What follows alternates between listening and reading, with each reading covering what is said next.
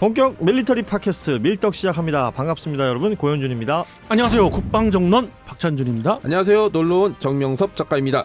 예, 오늘 저희가 이야기할 내용이 나는 처음에 얼핏 잘못 보고 스마트팜인 줄 알고 저는 스마트폰인 줄 알았어요. 뭐 농사 얘기를 하나 네. 그런 얘기를 했었는데 네.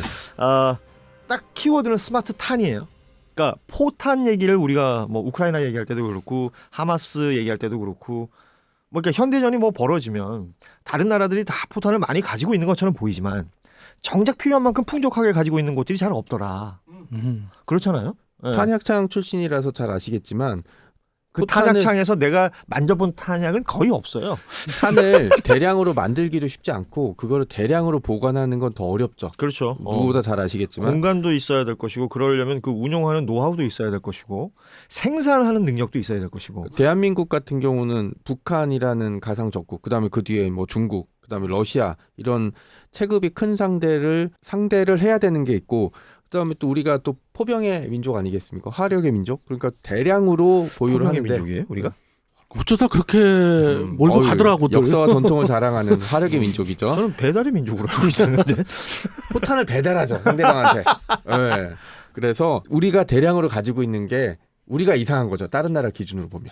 다른 나라 기준에서 다른 나라 기준으로. 그리고 이제 냉전이 끝나고 나서 예전처럼 대규모 화력전은 없을 거다. 라는 공통적인 의견이 있었기 때문에 다들 필요 없지 하면서 포탄 만드는 공장도 철거하고 창고도 없애버리고 그런 와중에 전쟁이 터지니까 재래식으로 돌아가 버린 거예요. 그러니까 정확하게 좀 더 디테일하게 얘기하면 유럽은 이런 전쟁이 이제는 일어나지 않을 거라고 봐서 라인을 아예 그냥 폐쇄한 게 아니라 라인 자체를 국영으로 돌리던 거를 민영으로 많이 바꿨단 말이에요. 예. 그럼 민영 회사 입장에서 방산 업체라도 좀 만들어야 되는데 전쟁이 필요 없는데 뭐로 대량 양산해 사줄 사람이 없는데. 그러니까 수요 공급 논리가 여기 들어가는 거죠. 그렇죠. 예. 그래서 라인이 죽고 있었던 거고 미국 역시 마찬가지죠. 다만 미국은 유럽하고 좀 다른 게 국유화돼 있는 라인들을 그냥 놔뒀어요. 멈추기만 했을 뿐이지. 예.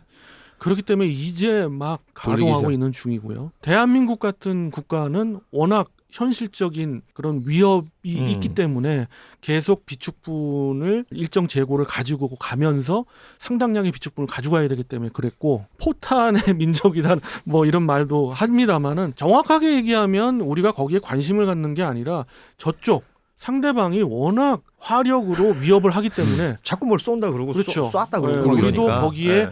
중심을 가지고 이야기할 수밖에 없고 육군 수뇌부랄지 군 수뇌부들이 거기에 굉장히 관심을 갖고 있어요. 화력에. 그래서 이제 뭐 화력의 민족이네 이런 말이 나온 거죠. 또 국민성도 하나 작용하는 것 같아. 그 약간 다람쥐 같은 거지. 계속 도토리를 모으잖아요. 그러니까 비축분이 없을 때의 불안함 같은 것을 스스로들이 잘 아는 것 같습니다. 그러니까 결국 이게 자주국방의 어떤 마인드가 아닐까라는 생각도 드는데. 맞습니다. 그러니까 열강들이 들어와서 우리 땅에서 뭐 이것저것 했던 걸 너무 많이 봐왔잖아요. 그래서 기본적으로 우리 갖고 있자. 아까 말씀하신 것처럼 군 수뇌부에서 가지고 있는 생각도 일부 그렇지 않은 군 수뇌부도 있다고 들었어요. 야, 전쟁 나면 그냥 미국에서 알아서 해주겠지. 이런 생각하는 사람들도 있다고는 하지만 대다수의 군 수뇌부는 우리 스스로의 자각 능력을 키워야 한다. 이 이야기는 하는 거 아니겠습니까? 우크라이나 전쟁에서 보고 제가 느낀 게 뭐냐면 미사일이나 포탄이 부족하면 그 대가는 사람이 치른다. 미사일이나 포탄으로 적한테 쏴서 적을 제거하지 못하면 그 상대방이 우리 편 군인이건 민간인이건 생활 기반 시설을 부수게 되는 거죠. 그러니까 가지고 있어야 돼요. 낭비가 되더라도 전쟁에서 낭비는 절대 없거든요. 그러니까 결국 뭐 항상 하는 얘기지만 이 준비라는 게 얼마나 중요하냐. 준비. 그렇죠. 예. 전쟁에서 거기 가서 꼭 터트리려고 포탄을 가지고 있는다기보다는 그 상대를 억제하기 위한 방법으로 우리가 준비되어 있는 모습을 보여주는 것. 이런 것들이 또 굉장히 중요한 포인트가 될 수 있을 텐데 그렇게 생각해 보자면 과거의 포탄과 또 우리가 이제 현대전들을 보면서 여러 포탄의 변형들을 봤는데 지금은 스마트탄이라는 것이 대세라는 거지 않습니까? 현대전에서 그게 더 중요하다. 왜냐하면 지금까지 얘기했던 포탄들 뭐 150mm 포탄 지금 풍산에서 생산하잖아요. 그렇죠. 생산 가격이 단가가 어느 정도 된다고 보세요? 하나에? 네. 이거 어렵네. 어렵습니까? 몇백만 원이나 저는 몇십만 원 수준인 줄 알았거든요. 그러니까 몇십만 원은 아니죠. 제 몇십만 생각이 원은 아니고. 틀렸더라고요. 네. 몇십만 원은 아닌데 몇백만 원도 좀 과해요. 사실 150만 원으로 알려져 있고 탄 하나에. 요즘 며칠 전에 이건 다른 얘기입니다만 풍산이 주가가 오르는데 저보러 물어보더라고 왜 주가가 오르냐. 풍산 주주가 아니에요. 네. 두 가지를 생각했어요. 그래서 두 가지 얘기를 지인한테 드리면서 지금 주제와 맞는 한 가지를 얘기 드리면 구리 가격이 올랐다. 구리 가격이. 그러면 거기 포탄을 들어가는 이제 구리가 많이 원가 들어가니까. 자체가 올라가는 거지 그렇게 되면. 그렇죠. 예. 그래서 한 200만 원대 이상으로 단가가 가고 있고 지금 우크라이나전 우리가 2주년이 됐으니까 얘기하지만 양쪽에 다 재고가 바닥이 나가잖아요. 예. 그래서 우크라이나 같은 경우는 유럽 또 미국에 손을 자꾸 벌리고 있는데 없는 거야. 그래서 지금 그 우크라이나에서 요구하는 건 아니지만 유럽의 포탄 단가가 얼마인지 아세요? 155mm 포탄 단가가 우리가 지금 올라서 한 200만 원이다 쳐요. 예. 거긴 어느 정도일까요? 더블이 아니야. 따블. 글쎄. 1,000만 원이 넘어갔어 이제. 거의 4배 네. 5배 올라가요. 1,200만 원 정도 된다 하더라고요. 이건 뭐 아주 심플하게 수요 공급의 논리가 또 작동을 하는 거네. 그렇습니다. 그러니까 우크라이나가 필요한데 없어 탄이. 가까이서 갖고 올 건 없고 그리고 직접적으로 줄 수는 없는 대한민국에는 뭐가 많아. 많죠. 아주 많죠. 그래서 뭐 미국으로 후리친다 그럴까 돌린다 그럴까. 예, 뭐 이런 여러 가지 설들이 있는 거 아니겠습니까? 뭐 심각하죠. 원래는 그런 것들에 대한 사실관계를 한번 우리가 에피소드에 다룬 적이 있잖아요. 우회라는 좋은 표현이 있네. 우회. 우회한다. 그럴 수 있죠. 네. 그렇죠. 밀어내기도 같은 표현이 될 수 있겠네요. 자, 눈 가리고 아웅이란 얘기도. 그러니까 뭐 재래식 탄 얘기들도 탄입니다만 스마트 탄 얘기를 좀 해보자고요. 네. 스마트 탄의 정의는 뭐예요? 그래서 그런 재래식 탄이 값싸잖아요. 그런 값싼 걸 많이 쏜다고 해서 실질 그런 우리 효과를 누릴 수 있느냐? 상당량을 쏴야 누릴 수가 있고. 그렇죠. 그러면 우리가 돈을 갖고 따져본다고 했을 때도 그거랑 스마트탄 비싸긴 하지만 몇 발이 완벽하게 능률을 얘기하는 거구나. 그렇지, 그러니까. 명중했을 때의 그 효과를 누리는 거랑 과연 따져보자고요. 하긴, 그러니까 10발을 쏴서 그 중에 하나를 맞추느냐, 한 발을 쏴서 하나 맞추느냐, 원샷 원킬이네요. 그런 거죠. 그런 의미의 이제 스마트탄. 그래서 아니 그러면 150mm를 쏠 경우에 이게 뭐랄까 적중률이라 그럴까? 이런 게 그렇게 안 높습니까? 그냥 예를 많이 들어서 높진 않죠. 갖다 때리 부어야. 그렇죠. 왜냐하면 풍속, 풍향, 그렇죠. 뭐 여러 가지 영향들이 있고 그래서 이제 스마트탄에 대비된다고 제가 재래식 탄이라고 표현을 해보겠어요. 그런 탄들이 좀 그걸 방지하기 위해서 사거리 연장탄의 어떤 그 방향을 갖다 제어할 수 있는 것도 있고 비비탄부터 시작해서 사거리를 좀 더 정확하지 않으면 사거리라도 늘려서 어떤 이득을 보겠다 하는 거 그런 개념으로 나온 게 비비탄이랄지 랩탄 로켓을 추진하는 거죠. 확 날아가는 발사 시에 로켓을 추진해가지고 한 번 더 치고 나가게끔. 고도를 높여서 고도가 어느 정도 높아지면 높아질수록 멀리 갈 수 있으니까. 산도학의 원리에서 높이 가잖아요. 그래서 우리 PD님이 좋아하시는 K9 썬더 같은 경우 수출할 때 수출 홍보 책자에 어떻게 돼 있어요? 사거리 54km 보장한다. 뭐 심지어 요즘은 60km 얘기 나오잖아요. 그게 이제 사거리 연장탄이죠. K315라는 우리 제식화된 그런 연장탄을 우리가 지금 생산하고 있거든요. 그런 부분들이 있었지만 이거 스마트탄 좀 달라요. 어느 정도 멀리 나가면서도 50km 정도를 보장하면서도 정확하게 명중할 수 있는 그런 탄이죠. 이게 거리가 멀어질수록 또 높이 올라가야 되잖아요. 높을수록 풍속이라든지 여러 많겠죠. 기후 영향 때문에 그러니까 원형 공사농차, 그러니까 표적에 떨어질 때 예를 들어서 40km 면 30m 정도 이제 안에 떨어진다. 그러면 넓어지겠죠. 더. 아니 그러니까 우리가 포트리스를 해본 사람들은 다 알지 않습니까? 바람이 앞바람이냐 옆바람이냐 그렇죠. 그리고 고도가 내가 내리막을 쏘느냐 오르막을 쏘느냐 뭐 이런 것들에 따라서 사거리 계산도 다 달라지는 것이고 달라지죠. 뭐 쉽게 생각하면 그런 돌발 변수처럼 생길 수 있는 모든 것들을 스마트탄은 스스로가 해결한다. 그렇죠. 그래서 그 스마트탄의 기본적인 기술의 기반은 GPS로 유도되는 것도 있을 수 있고 그리고 관성항법 잡지를 이용해서 어떤 명중률을 표적을 지정된 높이는 것도 있고요. 그래서 이런 것들이 들어가기 때문에 어떻게 했어요? 거기에다가 사거리도 어느 정도 보장하려면 지금 사거리 연장탄에 들어가는 기술들이 거기에 또 반영이 되겠죠. 그렇겠죠. 사실 일반 탄보다 사거리 연장탄이 값이 더 나가는데 그거 플러스 GPS 그리고 기술들이 붙어야 되죠. 그렇죠. 네. INS 그러니까 관성항법 기술이 들어가야 되고 이러면 어떻게 하겠어요? 가격이 또 더블이네요. 상당 이건 더블 정도가 아니라 거의 수천만 원. 그러니까 150mm 아까 얘기를 했으니까 그거 하나랑 스마트탄 비교를 해보면 뭐 몇백 배 차이가 날 수도 있는 거네요. 가격으로 따지자면.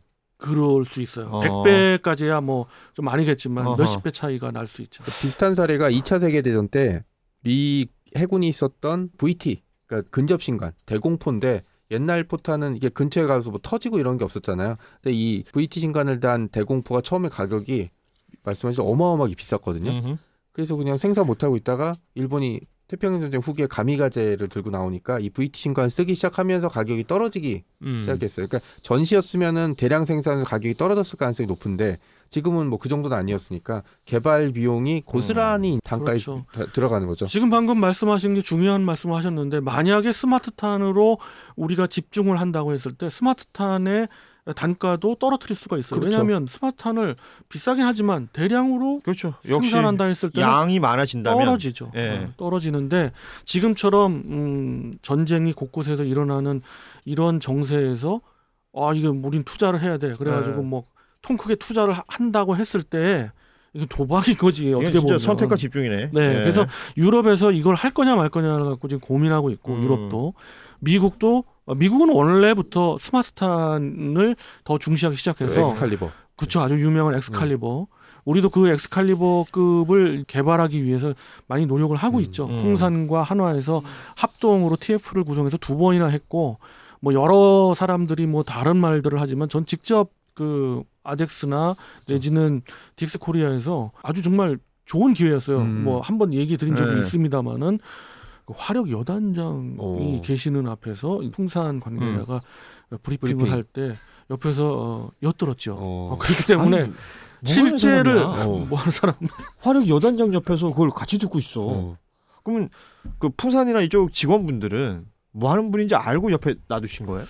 그럼에도 불구하고 그냥 뭐 나 같은 사람은 별거 아니다 싶어서 그냥 얘기를 했겠죠. 못 알아듣겠다 싶어가지고 말을 했는데 다 잘 알아들었어요. 저는 일반인들 같은 경우에는 어떤 얘기가 오가더라도 네. 못 알아들을 가능성이 높은데 우리 박찬준 위원은 그러니까 일반인의 탈을 쓴 네. 여단장급 아니겠습니까? 그게 또왜 그렇게 여단장 가나? 이상이라고 난 봐. 분단장. 그 정도는 네. 된다고 보지. 예, 3스타까지는 봅니다.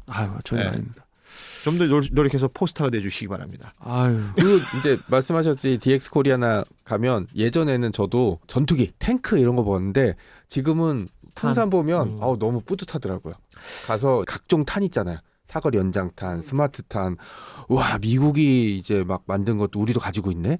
막 포터에 날개 달려 있어. 그거를 정확하게 말씀드리면 미국이 가지고 있는 엑스칼리버급의 개발은 실패했어요. 실패했는데 계속 그 부분을 노력하고 있는 거죠. 그리고 중요한 거는 그런 기술이 당연히 갖고 있는데 그것들을 미국 거는 말도 안 되게끔 단가를 낮추려고 하는 거죠. 그렇지. 예. 우린 수출도 생각해야 되고 우린 장사를 해야 되니까. 또 우리 군이 워낙 대규모지 않습니까? 그리고 포방부 얘기하듯 상당량을 생산해야 되기 때문에 예. 상당히 단가에 비중을 둬야 돼요. 그래서 그런 부분까지 맞추기 위해서 풍산과 하나가 한 번 더 합심을 하건 내지는 다른 TF팀을 만들건 해서 진행을 하고 있는 걸로 알고 있고. 그래서 아까 화력 그 여단장 옆에서 주워 들은 얘기 중에 가장 중요한 얘기는 뭐였습니까?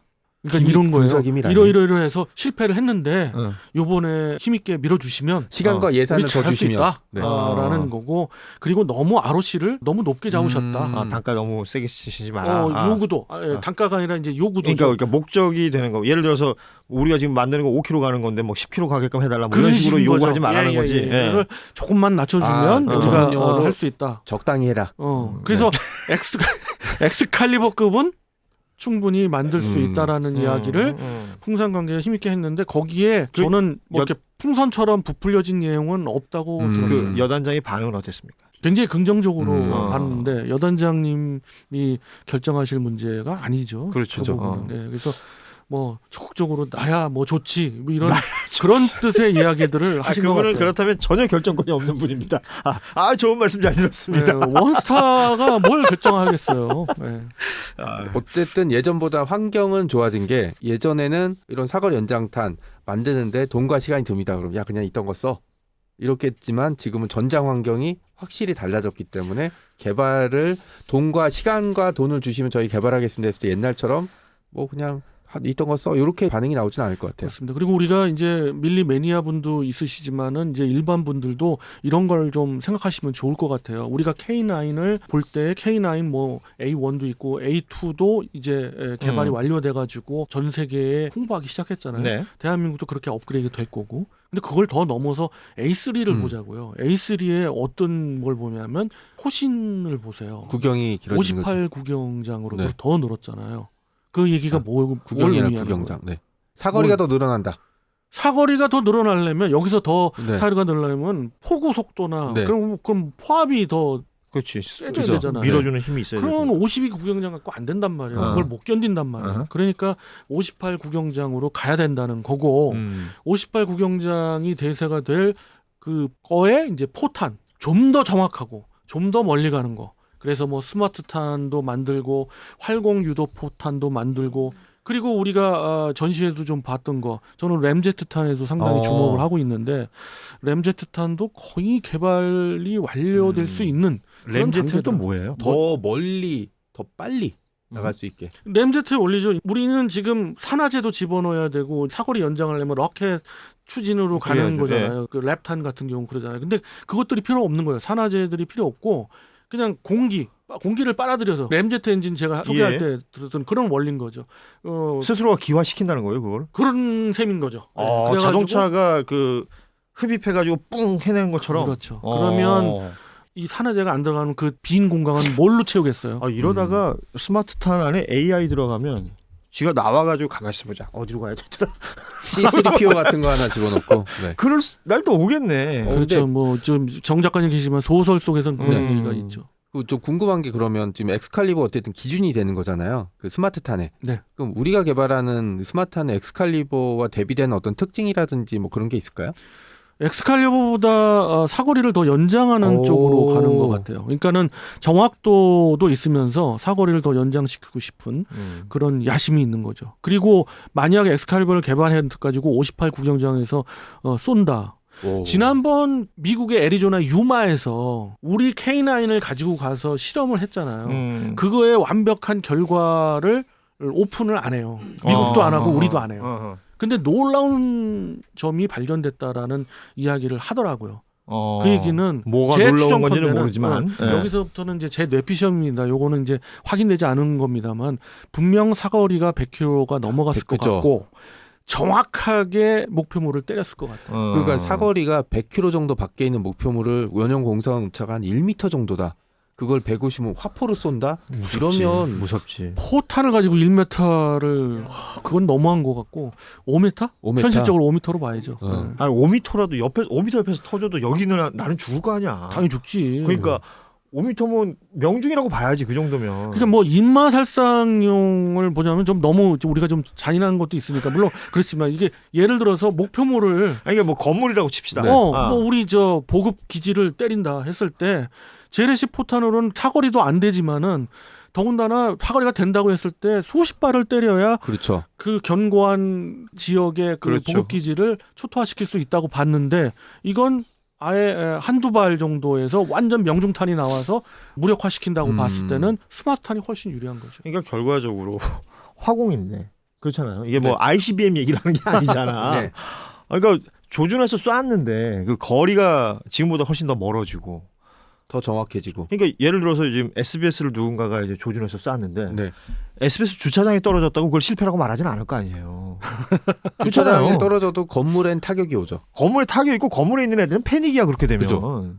그렇죠. 그러니까 좀 더 값싼 미사일 같은 그런 성능을 발휘하는 그런 포탄을 가지게 되는 시대가 올 수도 있죠. 근데 이게 지금 전 세계에 그 어느 국가도 그런 걸 갖고 있는 국가는 없어요. 사실 그리고 감히 엄두도 못 내지. 미국도 이제 소량만 갖고 있는 거고 그죠. 러시아가 또는 우크라이나가 만약에 이거를 한쪽에서 어느 한쪽이 갖고 있었다 했을 때 전쟁은 벌써 끝났어요. 그렇죠. 뭐 완전 쉽게 마무리되는 거지. 네, 벌써 끝났어요. 그러니까 항전의 의지가 안 생길 것 같아. 난 그렇게 되면. 이렇게 러시아가 지금 8만 발 뭐 요즘 좀 줄어가지고 3, 4만 발을 하루에 쏜다? 엄청나게 쏘는 거예요. 심지어 뭐 안 돼가지고 북한에 손을 빌리고 지금 있는데 우리 중국이 개발 중이라고 하는데 중국은 맞아요? 뭐든 다 지금 개발 중인 것 많은 같아요. 국가가 개발 중입니다. 음. 개발 중인데 그 단가에 그만한 대량 양산을 할 수 있는 목표 성능에 도달한 국가는 아직은 많이 없다고 봐야 돼요. 중국은 말씀하신 것처럼 모든 걸 시도하죠. 모든 걸 시도하고 모든 걸 성공했다고 얘기하지만 모든 게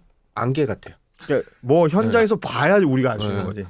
그 예전에 뭐 지금은 이제 중국이 달에도 가고 막 그럽니다만 간다 그럴 때는 뭐 어떻게 가나 뭘 했었는데 갔다 그러니까 갔구나 이렇게 되는 거. 중국의 그동안의 특성상 우리가 중국을 무시하는 건 아니지만 중국의 특성상 어떤 무기를 개발했다 그거의 스펙을 발표했을 때는 약간 좀 약간 뻥카가 있었으니까. 좀 이렇게 낮추어서 보는 것이 일반적이에요. 자, 지금 스마트탄에 대한 이야기를 해봤는데 진짜 무섭습니다. 과학기술의 발전이라는 게 결국 무기체계의 발전하고도 다 그죠? 결부되는 내용이다 보니까 여러 가지 이야기들이 나오는데 이건 정말 전쟁이 나면 여기저기 다 작살난다는 얘기밖에 안 들려요, 저는 사실은. 그러니까 이런 것들에 대한 두려움도 생길 정도로 기술들이 이렇게 발전하고 있고 어떤 기술적 완성도의 최전선에 대한민국이 있다는 건 굉장히 자랑스러운 맞습니다. 마음이 듭니다. 예. 오늘 밀떡은 여기까지 함께 하겠습니다. 여러분 다음 시간에 뵙죠. 고맙습니다. 안녕. 안녕히 계세요.